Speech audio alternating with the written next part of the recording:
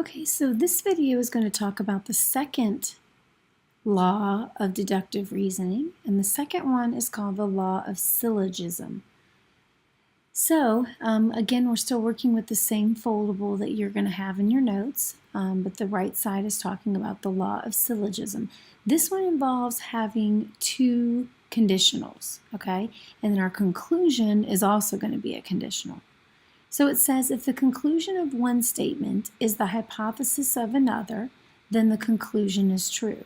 So look at the shortcut here. If P, then Q, if the hypothesis leads to this conclusion, and that same conclusion then becomes the hypothesis of a second conditional that leads to a third or a second conclusion, and they're all true statements, then we can immediately jump from the hypothesis of the first statement and draw the conclusion for the conclusion of the second statement.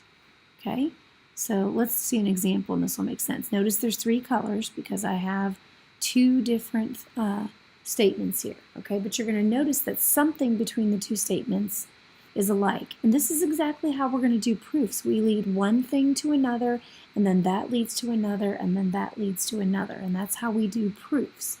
So look at what it says. If a number is prime, then it does not have any repeated prime factors. Okay? So for example, if I have like the number 5, the prime numbers are 1 and 5. Those are not duplicated. Okay? Those are two different factors. Then look at the second statement.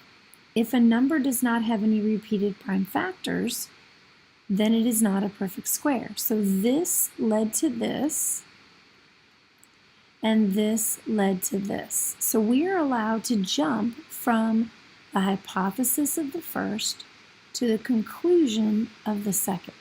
So it's going to be stated like this, and then I'll highlight it just so you can see what I'm talking about. If a number is prime, then it is not a perfect square. Because remember, a perfect square has to be two numbers multiplied together, but it's got to be the same number. So let me highlight these so you can see what I'm talking about here. If a number, oops, make that a little more orange. If a number is prime,